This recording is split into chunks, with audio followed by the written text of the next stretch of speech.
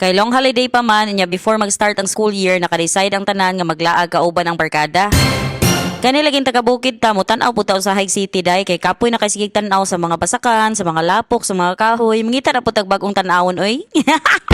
Alas 12 mi sa udto na abot nya nilargo na pud ay mig pangaon dire kay moadto na mi sa among next destination kay lagi dili dapat magsayang og oras kay dali ra kay ang oras unya og magbantay ka sa mga climate ug mga kainit dili nakapakalaag igo ra kani adto didto. Maanhi day mi diri day sa grabe ka aesthetic nga cafe ang first na mo gianhian is ang Pluto nga cafe diri sa Chiang Mai. Nice kay ang view then very aesthetic kung magsuot kag mga light nga color diri ikaw gid ang magbigay kulay sa cafe.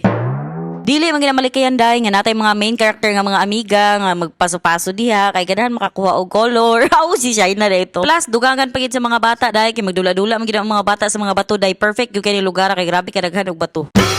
Kay ganahan man kuno sila maka-experience day nga mag-picture kauban ang langgam mao na nga naka-decide ami nga manglakaw nya ni adto na day mi sa Tapi Gate. Nihapit sa dami diri sa 7-Eleven day kay mamalit sa mig tubig daan kay grabe man kainit ang panahon mo inom sa tadaan kay basig ma-dehydrate atong bugan ani.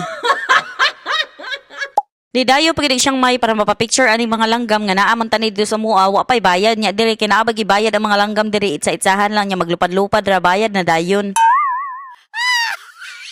Onya kay moingon man sila nga wala kunoy problema ang kwarta basta kay mag-picture lang sila sa langgam na hala. Ako diri nga tiguwangon na nagsunod-sunod ra nila nag picture og nag video.